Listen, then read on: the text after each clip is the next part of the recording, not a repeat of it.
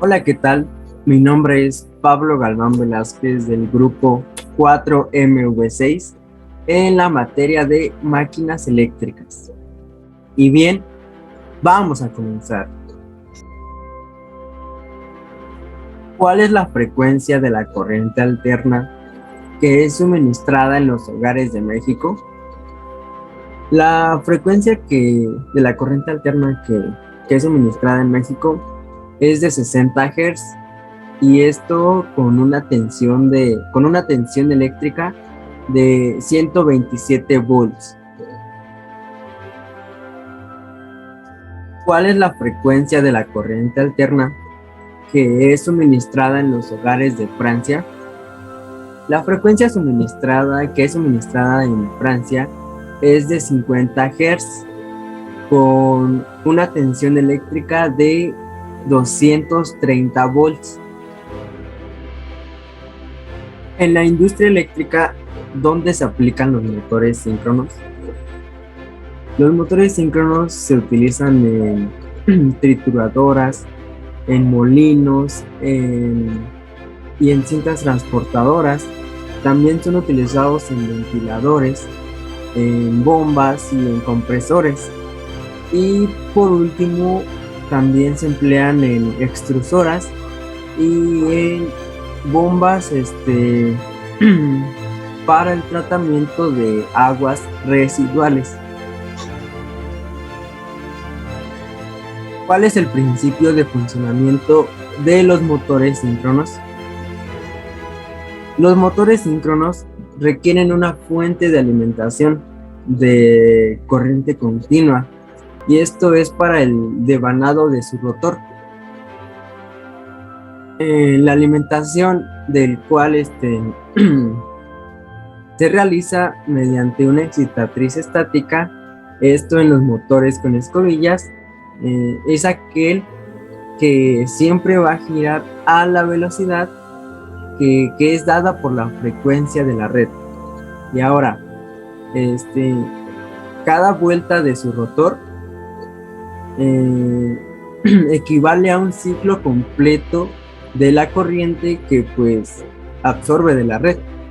Y como otro punto es una máquina reversible. Esto quiere decir que funciona tanto como generador o como motor, pero también es que ya depende de que si absorbe energía mecánica o energía eléctrica. ¿Qué tipo de conexiones en motores síncronos hay?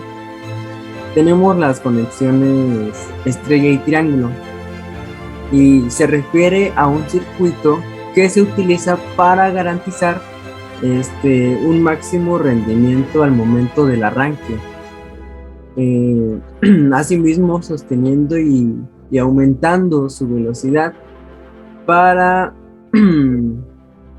y aumentando su velocidad, esto durante todo el tiempo de su funcionamiento. Y ahora, lo que se busca con estas condiciones, con estas características, eh, es una rotación final de alta velocidad en los motores que poseen mucha carga mecánica y por lo tanto presentan dificultades para poder arrancar, para poder cargar y también para poder desarrollar su velocidad final. ¿Cómo es el par de los motores síncronos con respecto a los motores monofásicos?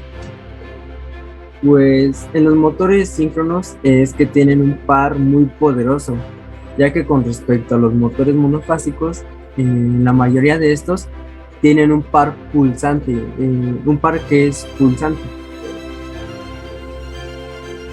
¿Cómo es la velocidad de los motores síncronos con respecto a los monofásicos? Pues bien, la velocidad de sincronismo a 50 Hz en RPM,